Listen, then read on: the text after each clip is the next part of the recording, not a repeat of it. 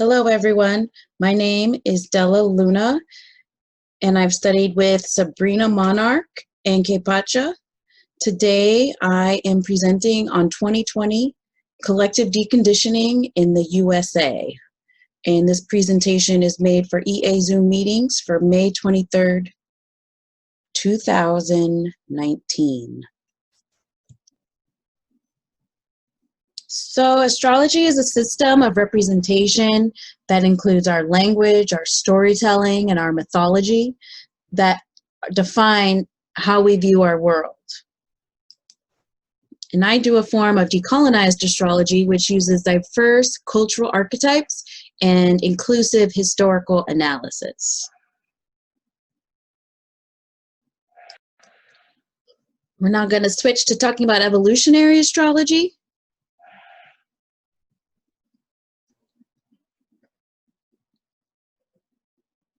Hello, everyone. My name is Della Luna, and I've studied with Sabrina Monarch and Kepacha. Today, I am presenting on 2020 Collective Deconditioning in the USA. And this presentation is made for EA Zoom meetings for May 23rd, 2019.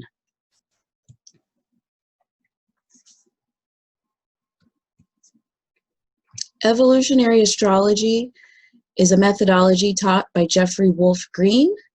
Originally, he's the father of EA, and in evolutionary astrology, we use the Pluto point positioning by house and sign as an entry point into the birth chart. This is different than popular astrology, what you might see in your horoscope, which would be using your sun sign, maybe your rising. But in evolutionary astrology, we enter this chart through Pluto. Pluto correlates to our deepest unconscious security needs, and as a result, behaviors that are primarily unconscious. We can refer to them as our shadow.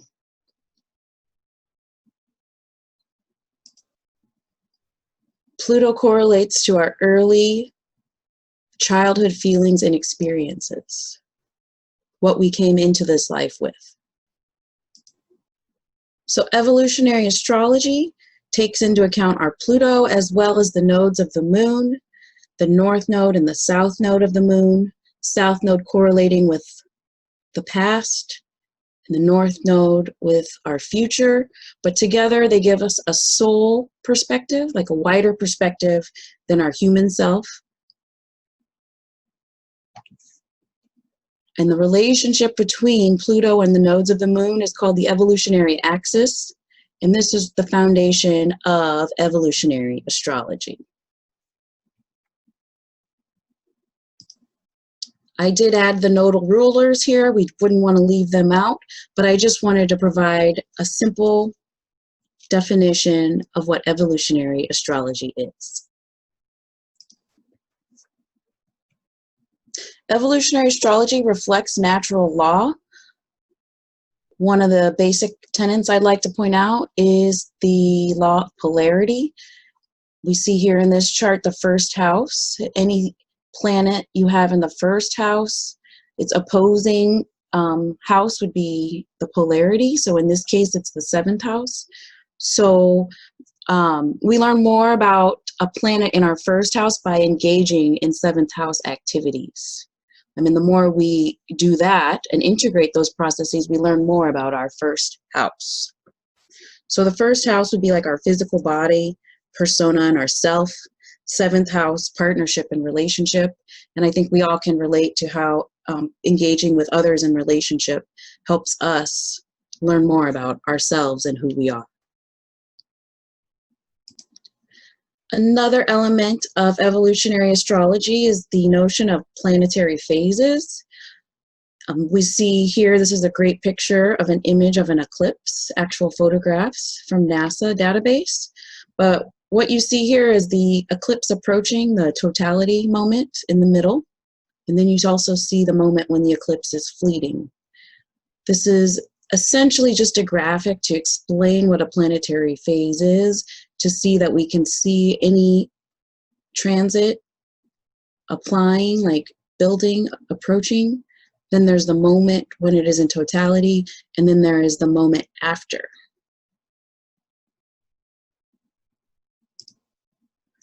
As humans, we're all very familiar with these phases as the Earth and the moon go through this. We watch the moon become full every month.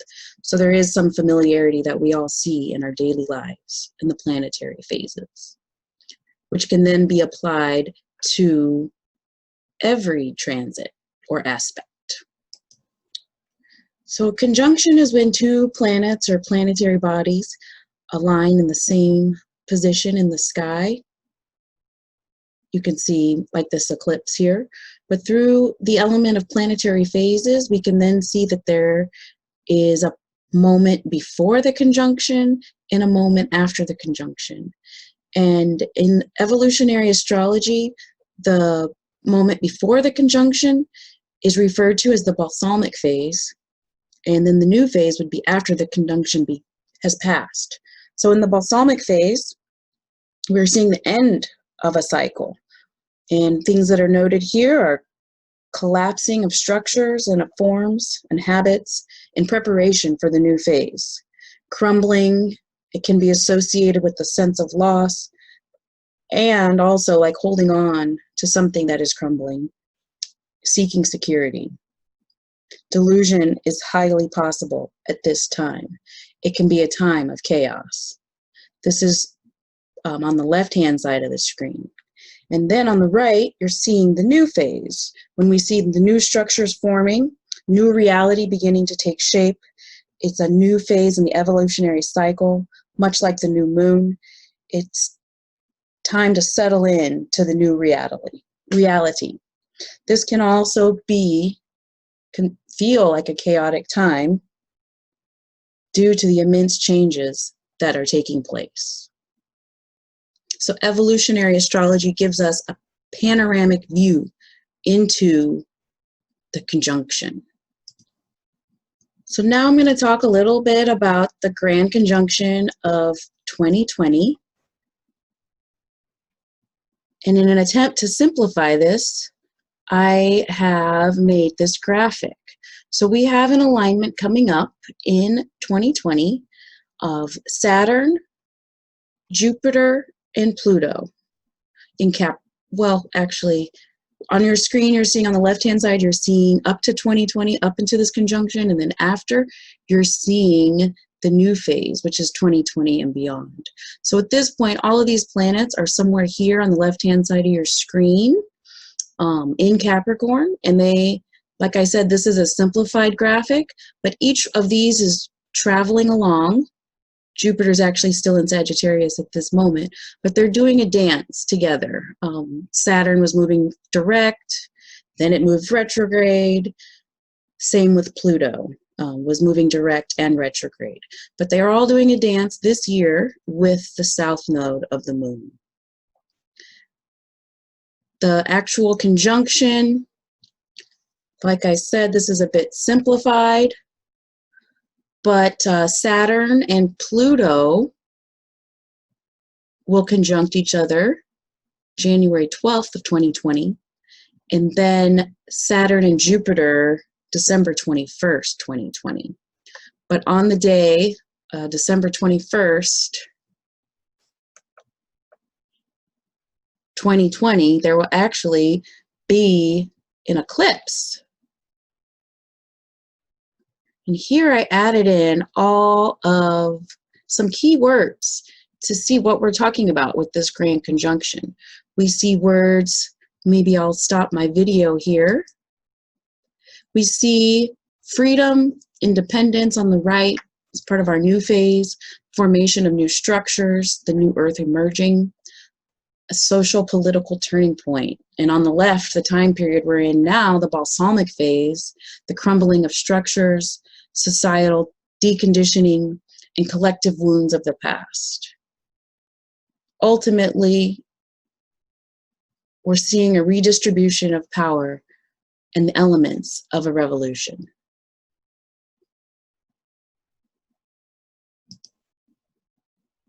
So we are currently closing a big cycle for all life on the planet and preparing for a new cycle to begin in 2020. The last time a conjunction like this happened was over 6,000 years ago, and this is associated with the patriarchy. These times leading up to the transition are signified, or have been signified, by the suppression of the feminine and the rise of distorted power and corruption in the wounded masculine. So while this is a global phenomenon for all life on the planet, this is all happening as well at the exact point of the Pluto return for the United States of America. So this is associated with the actual signing of the Declaration of Independence. But that might be a bit much for this single presentation. I just wanted to mention that element as well. This is largely why my presentation is on the United States. So now, like I said, we're here in this balsamic phase, witnessing the crumbling of structures, preparing for the new to come. And I wanted to zoom in to where we are now, which is this darkening phase of the conjunction. Right here where this square is, I wanted to zoom in there and talk about where we are now.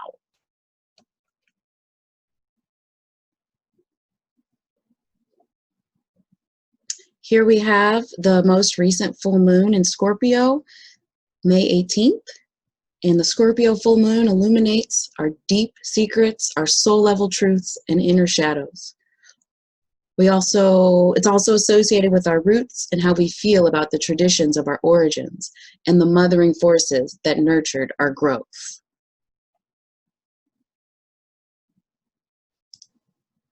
So this is the full moon chart from Oakland, California, which is where I live. And what we're seeing here, we had Uranus conjunct Venus in Taurus, and Saturn and Pluto in Capricorn. And these are two of the elements I was going to talk about. Uranus and Taurus, the red arrow there. We're also seeing Jupiter square Neptune. And finally, Saturn in Capricorn. These are the three aspects that I intend to talk about in this presentation, and these are aspects that will be present for the entire year of 2019. So let's begin with Uranus in Taurus. Uranus is an outer planet, and it has an 84-year cycle.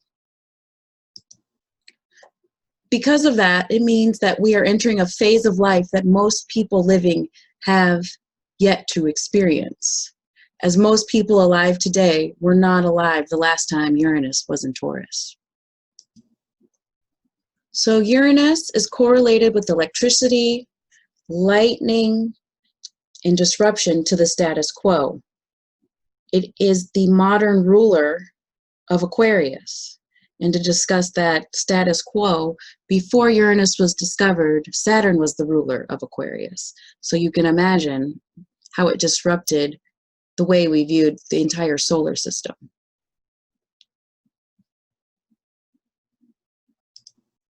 Uranus is equated with liberation, freedom, and breaking free from societal, familial, religious, education, limitations that have been oppressed upon us by external authorities. Uranus brings about events that trigger transformation. Uranus also represents our future self in the process of breaking down old limitations to our continued transformation.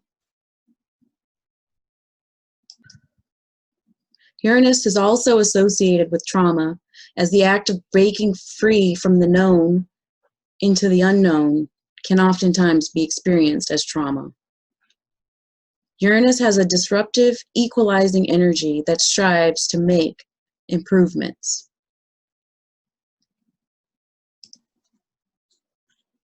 Taurus is a fixed earth sign associated with fertility.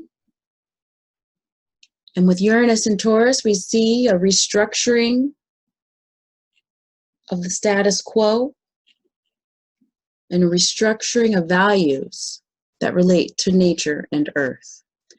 Taurus is also associated with monetary systems, our property, possessions, what we own, and what we hold value. So Uranus is coming out of Aries into Taurus, the earth sign, and it's requiring a grounding of our ideas to be manifested in the physical material world. The ideas of Uranus need to be planted like a seed in the earth and cared for. As individuals, we participate in the collective healing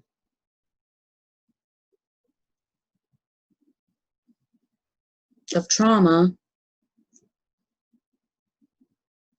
somatically through our bodies. Taurus, wow. So with Uranus and Taurus, there's an increasing awareness of the evolution of the human species. We are in highly progressive times and being introduced to new realities. We're at a time when the story of our civilization can be rewritten in a day. The function of liberation experienced through our bodies is playing out in the political, gender, racial, and economic realms of life.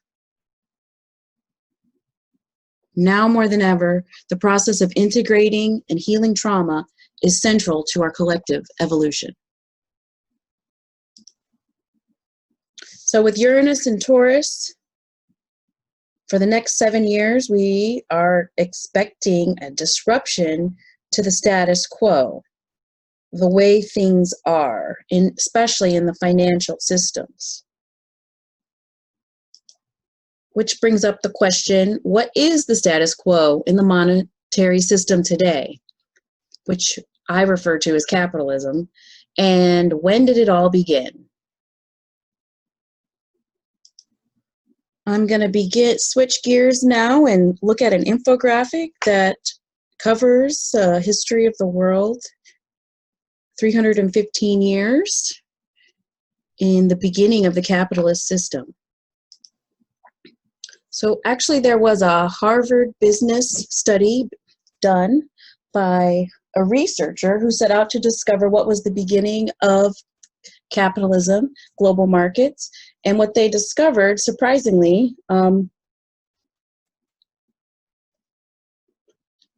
as they researched account books from the mid-1800s, a period of major economic development during the rise of industrialization of the United States, they stumbled across slavery as the unexpected source of the economic innovation. Rosenthal, the researcher, found that Southern plantation owners kept complex and meticulous records that measured the productivity of slaves and carefully monitored their profits.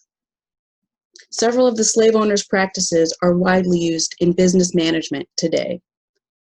The evolution of modern management is usually associated with good old-fashioned intelligence and ingenuity, but in reality, it's much messier than that. Capitalism is not just about the free market, but it was also built on the backs of slaves who were the opposite of free. So eventually, with the wealth gained from the slavery, plantation owners were able to live off-site. And that's when business management started.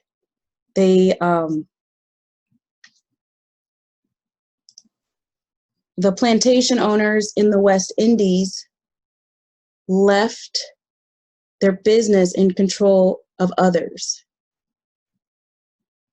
They asked for regular reports about how their businesses were faring, and some historians view this as the rise of absentee ownership as a decline, but is actually the first instance of the separation of ownership and management, a landmark in the history of capitalism.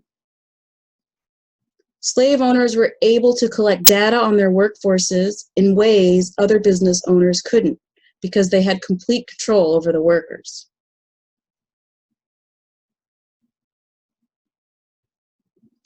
The widespread adoption of these accounting techniques is partly due to an accountant named Thomas Affleck, who developed account books for plantation owners that allowed them to make sophisticated calculations and measure productivity in a standardized way.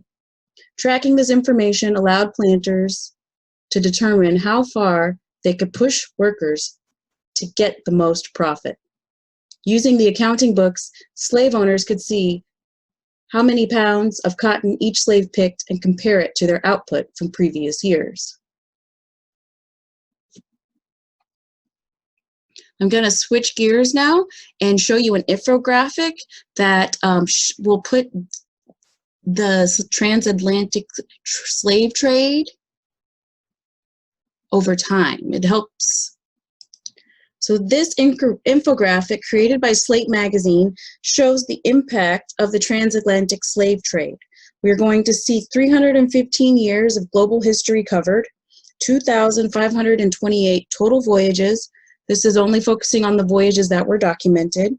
And the size of the dot, each boat is a dot, and the size of the dot correlates to the number of enslaved people on that voyage. I believe this graphic, you really get a sense of how the slave trade impacted the global economy.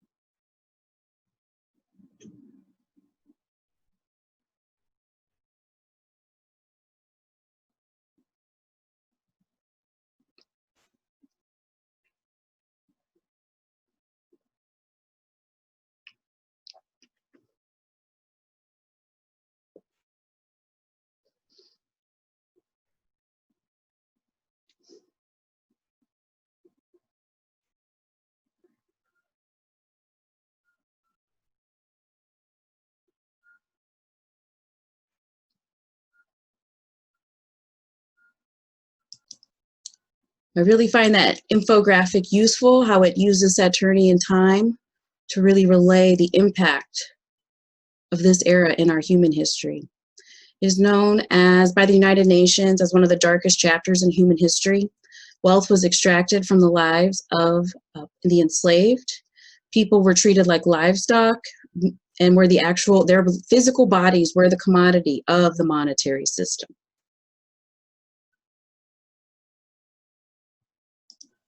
In the Harvard Business Review, research has shown how modern business practices evolved from the era of slavery. So we're here in a discussion about the status quo of our economic systems, and I wanted to take a look at where it all began. So I then went to the beginning of the transatlantic trade system, and I found that the first voyage was in 1518, and I just arbitrarily chose May 18th, but I put the chart up for that, and to my surprise, we see some reflections of the astrology we have today. So in 1518, we had Uranus in Taurus at 9 degrees, which is also what we have now, Uranus in Taurus, just entering Taurus, very similar to this. And also here we have the Saturn-Pluto conjunction. Pluto at 5 and Saturn at 9. I was very surprised to see this, and I do hope to look into this deeper. Furthermore, to take this even deeper, we have the nodes, south node of Pluto and the south node of Pluto and Saturn. Oh my gosh, Saturn, Jupiter, and Pluto. They were all in Capricorn at the time. So I just found it fascinating how the start of this economic system correlates to the time we are in now, astrologically. I won't get into planetary rulers. I'm totally not an expert, but I do hope to engage more around this and explore what is the meaning of these planetary nodes and these transitions that we are expecting through 2020. So moving on to our modern times, here we know in astrology we talk about the end of the patriarchy, the era that we are in now defined by the last 6,000 years. And here, I love this image. I feel like it just portrays the patriarchy in an image well. You see the resources of the earth being funneled into some sort of technological tool, which then is spitting out what looks like money. So the patriarchy, here I have notes, is defined by the isms of the times. We have colonialism, which is based in racism and white supremacy. We have capitalism, which is the extraction of resources for profit. And we have nationalism, which is post-colonial first world dominance. These are all have signifying similarities, the unequal distribution of power and resources, and this imbalance has been solidified through our hierarchical societal structures. And one thing we know for sure, that we are at a tipping point for all life on this planet.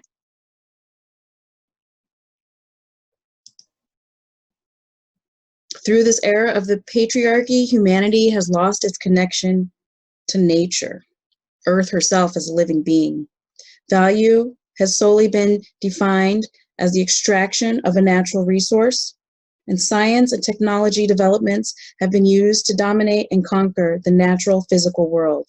This has created a conflict between progress and our lived existence. So that was my introductory discussion on Uranus and Taurus and covering our economic financial systems and the status quo where we are today. I'd like to switch gears to Jupiter square Neptune, the second aspect right now, and we're going to tie this all together in the end of the presentation. So here we're seeing Jupiter in Sagittarius, its home sign, making a very strong, powerful positioning to be in Sagittarius, as well as Neptune in Pisces, its home sign. So both of these are very strong, as strong as they possibly can be. And we're noticing them square each other for the entirety of 2019.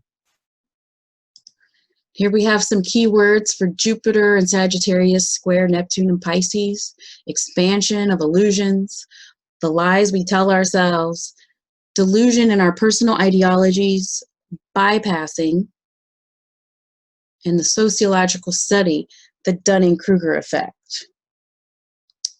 So this is kind of fascinating. This is a Cornell University study, and what they found was that 90% of people believe themselves to be in the top 25%, regardless of the metric used. It's kind of like a Jupiter and Neptunian quality. So I'll say that again, 90% of people believe themselves to be above average, regardless of the metric. It's pretty interesting to see the studies and how this was recorded. And I would definitely suggest looking at that. But the second part about this, there's actually a double bias that actually I want to go back. So here, if we take this in terms of evolutionary astrology, so Jeffrey Wolf Green teaches that 70% of people are in a consensus phase and 25% are in either the individuated or spiritual state. But according to the Dunning-Kruger effect, if you actually polled people on the street and asked them where they place themselves, 90% of people would place themselves in either the individuated and the spiritual state.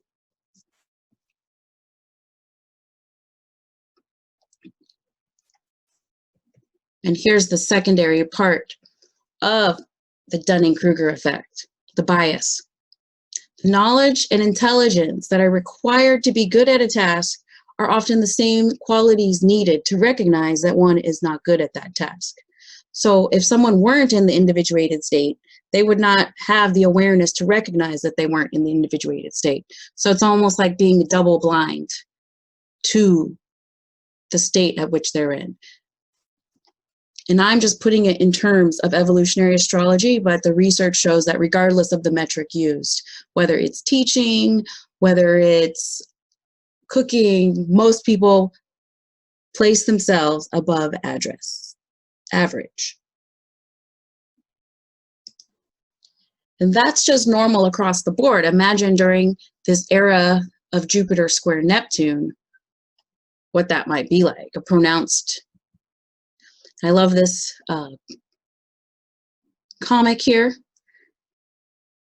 kind of the impact in our real life of the Dunning-Kruger effect. You know, it shows these smug pilots have lost touch with regular passengers like us. Who thinks I should fly the plane? Kind of how we can end up in an illusion about what our personal ideologies and impact that they have on others.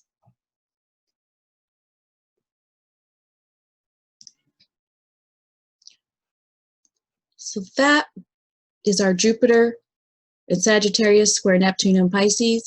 I'm now going to move on to Saturn and Capricorn as recognized by the blue triangle here.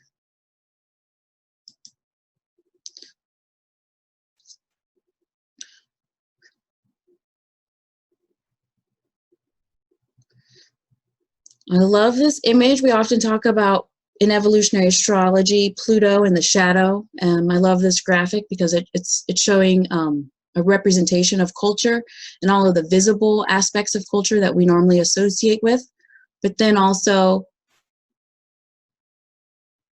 the less visible, shown here in the middle, aspects of culture. And then there's even the not visible aspects of culture.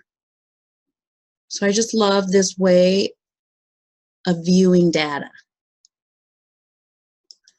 So we've seen how the birth of this country came out of the colonial transatlantic slave trade and how that created the modern financial system we're in today. The US today is still best described as a white supremacist society, even though legal apartheid has ended, and even though we're in a civil rights era. But events daily reveal that white supremacy is conditioning the structure of our society. In material terms, we see the data between the gap in wealth and well-being, which includes access to healthcare, graduation rates, housing. We see the gap between people in the United States the exact same as it was in 1968, the Civil Rights era. This is shown ideologically too, in ideology. If you look at any course catalog of any university in the United States, the knowledge that is highlighted all comes from Northern European, whether it's politics, art, or culture. What we see is that there is a play between power and culture, and it's defined by who has access and how resources are distributed. The hierarchical systems create inequality, whether it's on gender, race, and that it is the structures built by this society that keeps the inequality in place. Here now we're seeing a similar visual graphic around white supremacy, but what we know to be white supremacy typically is taught to be overt white supremacy, which is what is socially unacceptable, and you're seeing those at the top of the pyramid.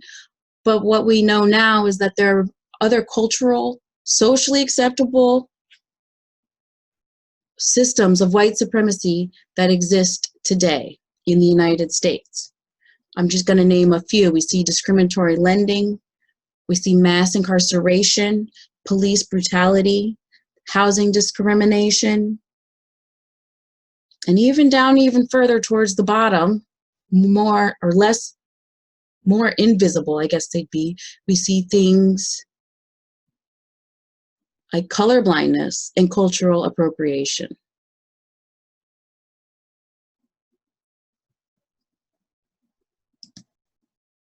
These things have become so common that we have naturalized it. Many of us believe that this is just the way things are. But we are living in a world of profound injustice, where more than half of the world's population lives on less than $2.50 a day. But what about the age of Aquarius and we're all one? Yes, we are all one, but we need to address the distribution of power and wealth and have to recognize where we are and where we came from. This is just a general hierarchical structure of society. So we might be all one, but at the same time, this is the way society is structured. This is our Saturnian structure. Here's some data in case anyone needs it to back up what I'm saying. This is some statistics from as late as 2013, showing the disparity between gender and race. Again, this is for the United States. So here we have the Saturnian structure. Saturn and Capricorn, we cannot dismiss the structure like what patriarchy has built, the society as it is. This is the Saturnian form is pulling us out of the delusion of Jupiter square Neptune. So because of this, it's almost like Saturn in this era is the gift. Because we know that this structure exists from the patriarchy, which we are coming out of,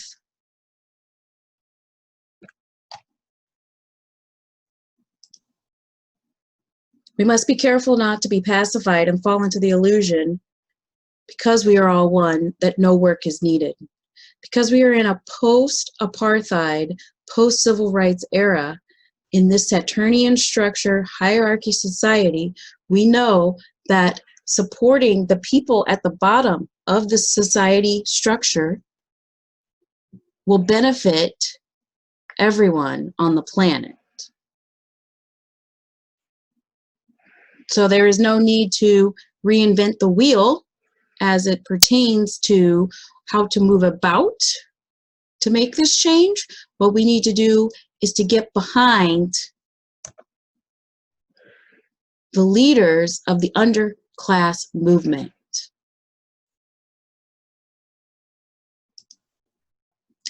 So in review, 2020 deconditioning in the United States is calling for Uranian transformation of Saturnian. So 2020 is a call to action. We are seeking Uranian transformation of Saturnian forms, real-life, palpable, physical changes to confront the illusion and bypass of being pacified. Examples of this are reparations for descendants of the enslaved that would reset the imbalance of our societal economic structures, to support the movements of those deemed the lowest in the hierarchy of society. The Black, Indigenous, and Indigenous movements that have been building the movement towards equality and justice for generations. Black and Indigenous leaders will guide the way forward. It is time to support these movements with your voice, with your money, and with your time. I want to close here with this image, which I think is very Aquarian. This is a mural painted by Michael Rosato. But I love this picture. For one, the imagery that it shows. It shows, you know, messages coming through the ancestral lineage, but also through an artist's eye. And I love the way that the brick is used. If you look closely, you'll see how the brick actually is part of the picture, the shape of the brick, and how that helps pull the viewer in to create the pathway. And I also feel like this image gets super Aquarian when you consider, you know, from the viewer's perspective, the photographer here, to capture this young child grasping the hand of this elder and the wisdom in the elder's eyes. So with that, I'd like to close. You can follow me on Facebook or Instagram if you'd like to hear more about how I do astrology with my diverse cultural archetypes and historical inclusive references. Thank you.